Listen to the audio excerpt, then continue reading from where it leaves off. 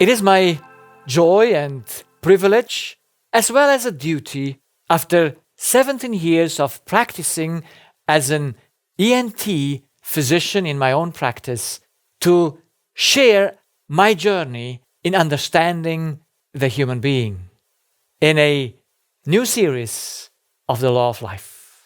The question that every patient, but also every physician, is confronted with every day is, where does disease come from? Disease shows up in the human body in different forms, in different ways. But where does it have its origin? Now, coming from university and after having done my specialty, starting newly in my practice, I thought I know at least some of the answers. So I was challenged very early with a case that questioned my knowledge.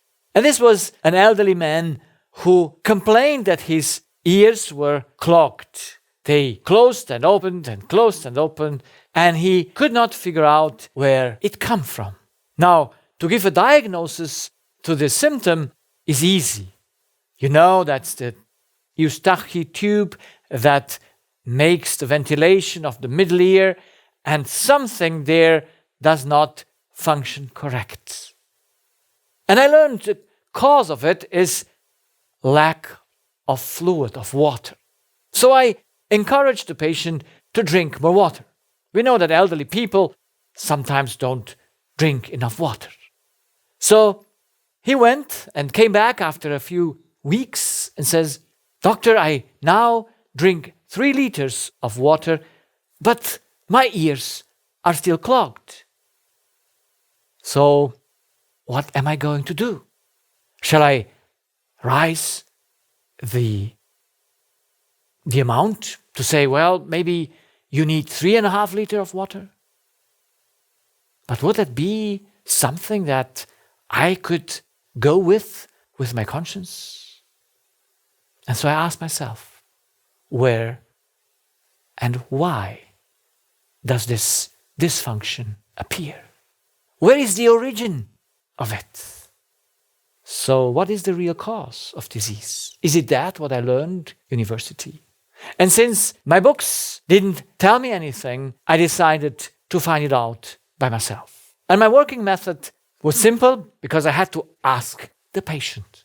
Because if you don't know something, then ask the patient. So I took his age and I took the timeline of his years.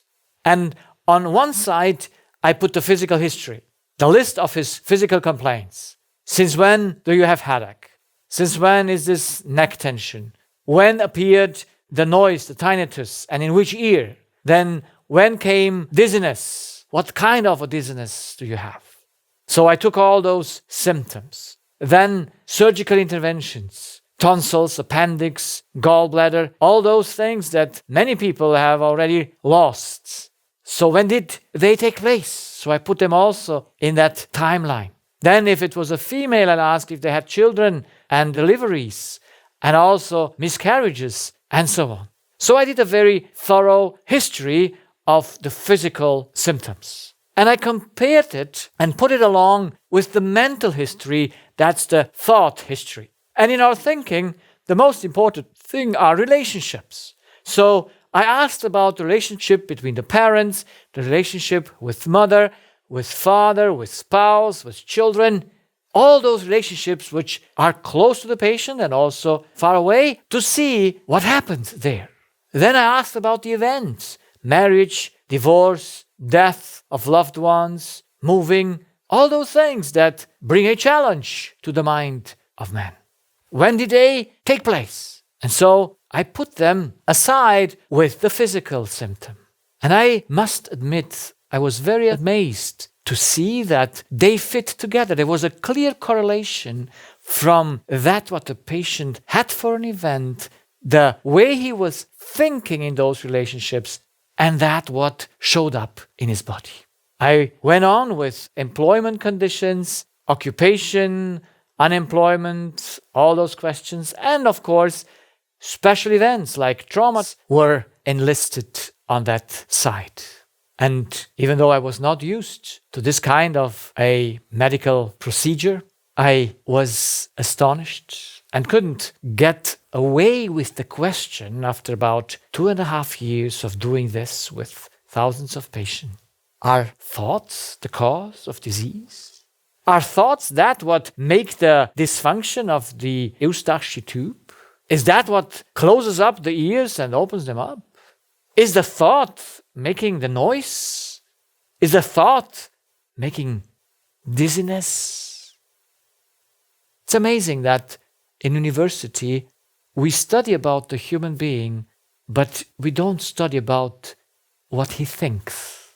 There's no way that a medical student or even a physician is trained to ask the patient what he thinks. Now, there is nothing that a person, a human, does more than thinking. How can it be that in a science in which humanity is central, which is medicine, that what makes the man to be a man, that is his ability to think, to reason, is left out of the equation? But nevertheless, I had to put these questions to me. What are the thoughts? What are they? To give a definition of them. Where do they come from? What is the origin of a thought? And then, where do they start? I mean, they must have an origin and they must have a starting point. What do they do? And what's their role in health? All these questions I had to ask myself. And I had to find an answer. Because after 2.5 years, I was convinced that something I didn't learn, and that was to know the human being. So, are thoughts the cause of disease?